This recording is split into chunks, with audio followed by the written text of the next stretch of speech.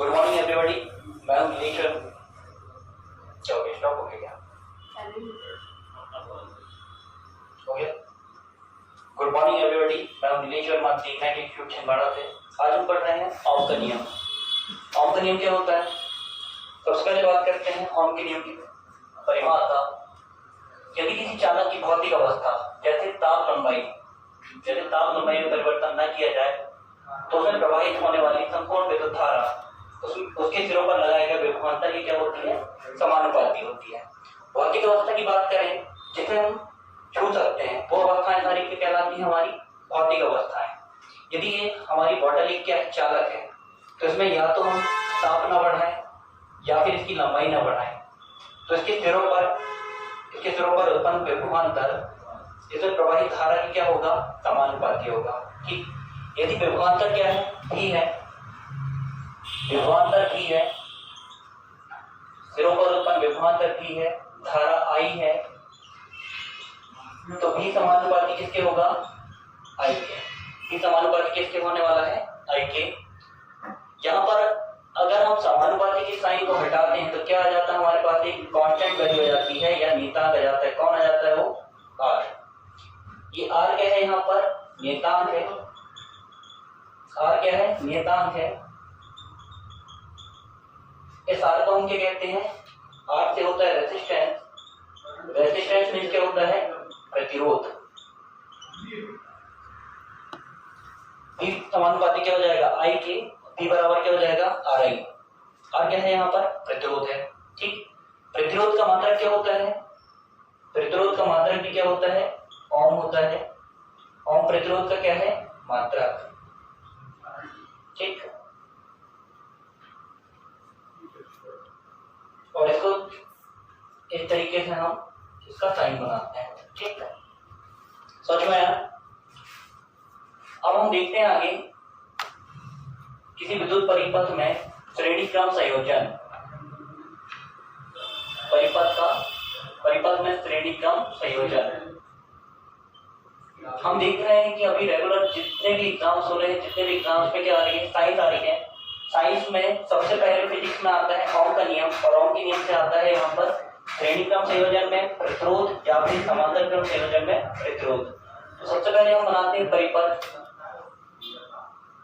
ये हमने बना लिया परिपथ। परिपथ में श्रेणी मतलब क्या होता है? एक सीक्वेंस में जोड़ना। एक सीक्वेंस में हमने जोड़ लिया। ये हमारा हो गया पहला प्रतिरोध, ये यहाँ पर हो गया हमारा दूसरा प्रतिरोध, यहाँ पर हमारा हो गया तीसरा प्रतिरोध। ठीक, यहाँ पर हमारी होगी कुंजी के, बैटरी या सेल ई,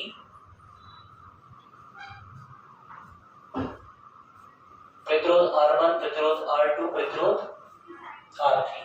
क्लियर? यहाँ पर प्रतिरोध हमारा क्या हो गया? R1, प्रतिरोध R2, प्रतिरोध R3। क्या बोला है? श्रेणी क्रम। श्रेणी मतलब क्या होता है? एक के बाद एक पदों का जोड़ना। क्या कहलाता है? श्रेणी कहलाता है, सीरीज कहलाता है। ठीक, अगर इसमें धारा आई बह रही है तो यहाँ पर भी धारा आई ही होगी, यहाँ पर भी धारा आई ही होगी, यहाँ पर भी धारा आई ही होगी। ठीक, बट इसके सिरों पर विभवांतर क्या होगा? अलग। V1। इसके सिरों पर विभवांतर क्या होगा? अलग होगा। V2। इसके सिरों पर विभवांतर क्या होगा? V3। ऐसा क्यों हुआ? क्योंकि यहाँ पर क्या है? रेजिस्टेंस R1 आ गया, रेजिस्टेंस R2 आ गया, रेजिस्टेंस कितना हो गया? R3।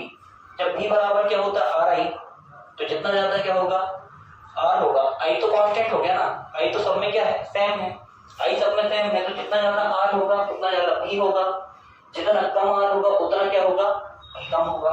ये R1, R2, R3 में कौन कम है कौन ज्यादा हमें नहीं पता, तो V1, V2 और V3 भी क्या होगा? अलग अलग। अब जो I है, जो धारा है, वो सभी जगह समान हो रही है, तो समान कैसे हो सकती है इसके बारे में जानते हैं हम। ये 1 लीटर पानी की बोतल है, 1 लीटर पानी की बोतल है।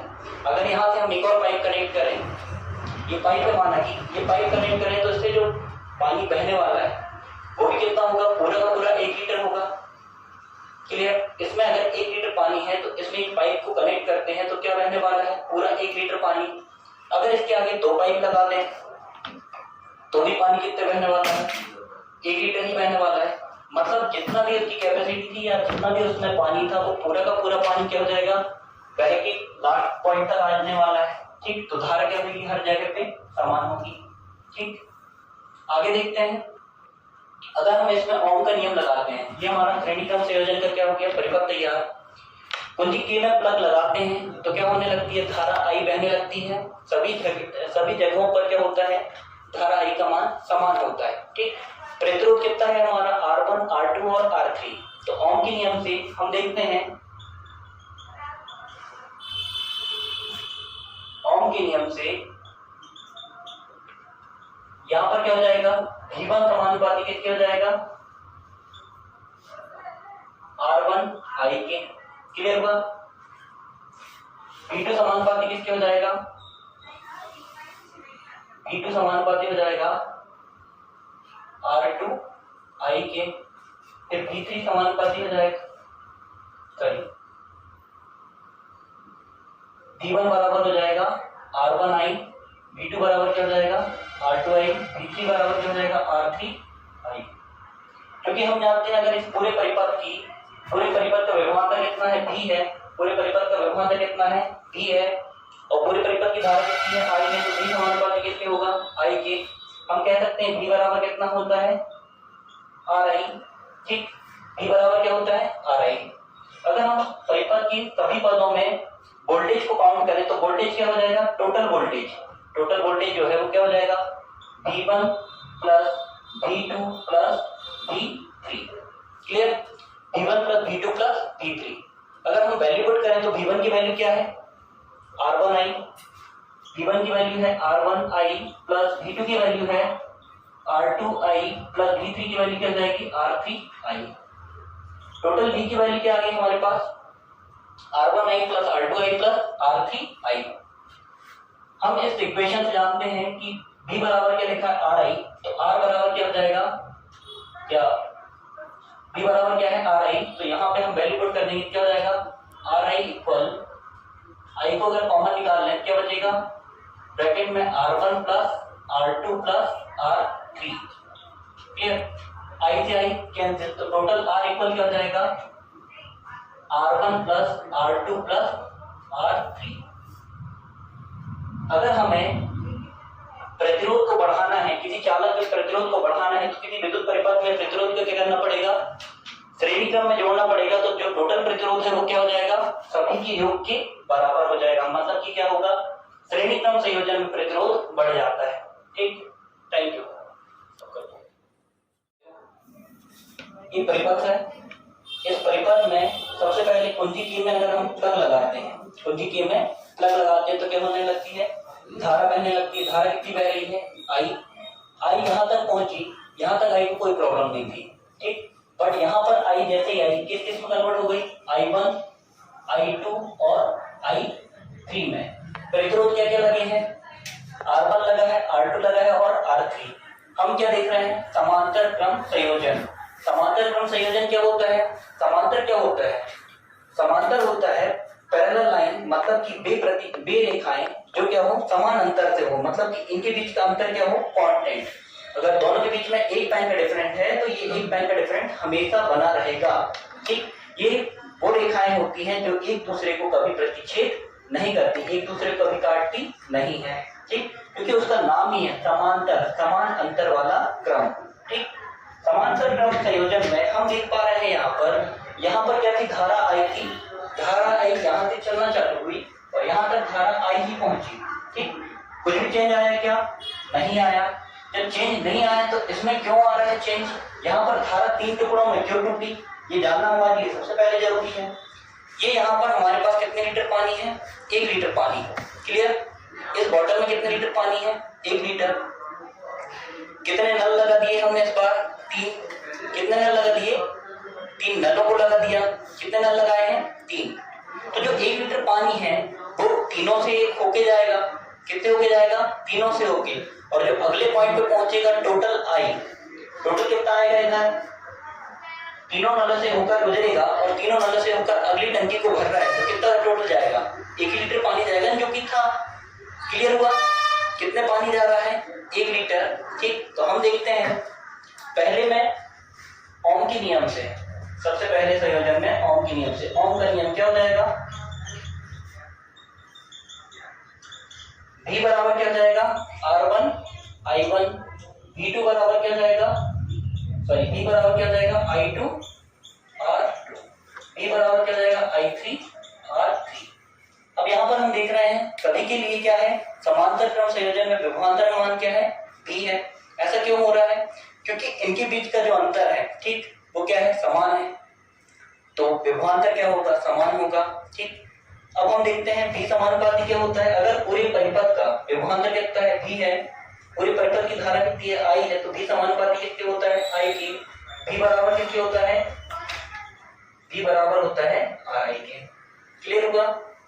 अगर यहाँ पर ये कितने लीटर पानी है, 1 लीटर पानी, इसका अगर 3 नलों के द्वारा अलग अलग क्या कर रहे हैं, पानी का प्रवाह कर रहे हैं, 3 नलों के द्वारा पानी का अलग अलग प्रवाह कर रहे हैं, तो टोटल पानी कितना गुजरेगा, 1 लीटर।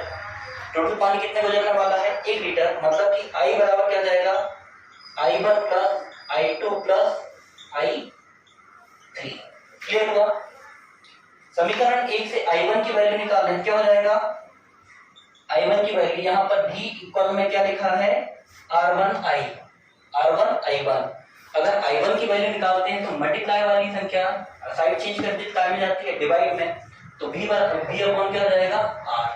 I2 बराबर क्या हो जाएगा, I2 बराबर हो जाएगा V अपॉन R2।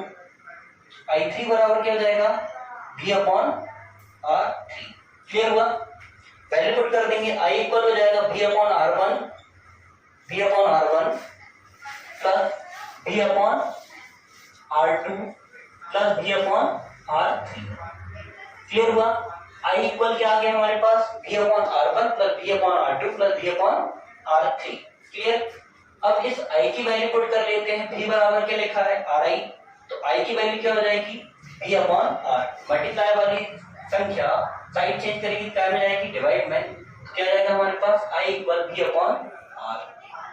क्लियर हुआ।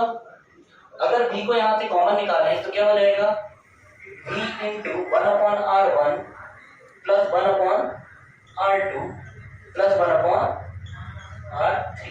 क्लियर। V से भी कैंसिल, ठीक, V से भी कैंसिल हो गया, 1 अपॉन R इक्वल क्या हो जाएगा, 1 upon R1 plus 1 upon R2 plus 1 upon R3। Clear हुआ। मतलब कि जो प्रतिरोध है वो सभी प्रतिरोधों के व्युत्क्रमों के योग का क्या होगा, बराबर। क्योंकि हम जानते हैं कि ये 5 लिखा है, कितना है 5, इस 5 का अगर व्युत्क्रम निकालें तो क्या हो जाएगा 1/5। ये 5 लिखा है, इस 5 में अगर भाग दें, एक बार भाग दें 5 का, तो कितना हो जाएगा 0.2। कितना आया 0.2। अगर एक 0 और लगा दें कितना हो जाएगा 0.20। क्लियर हुआ। इस 5 में से हम इस 0.2 को घटा दें तो कितना बचेगा 4.8 या फिर 4.80। क्या समझ में आया। किस 5 का अगर हमने व्युत्क्रम निकाला तो कितना कम हो गया, एकदम से वो 4.80 कम हो गया। मतलब कि अगर हम श्रेणी क्रम संयोजन कर रहे हैं तो क्या हो रहा है, प्रतिरोध क्या हो रहा है, बढ़ रहा है, ठीक। और समांतर क्रम संयोजन कर रहे हैं तो प्रतिरोध क्या हो रहा है, घट रहा है, ठीक। आया समझ में। जहां पर हमको प्रतिरोध घटाने की बात आती है, हम कौन सा संयोजन करते हैं, समांतर क्रम संयोजन। और जहां भी हमें प्रतिरोध बढ़ाने की बात आती है हम कौन सा संयोजन करते हैं, श्रेणी क्रम संयोजन। समझ में आया। प्रतिरोध को बढ़ाना मतलब क्या हुआ, धारा का ह्रास होना, मतलब कि धारा का क्या होना, नुकसान होना। प्रतिरोध को कम करना मतलब धारा का सही आगे बढ़ाना, ठीक। क्लियर हुआ। Thank you.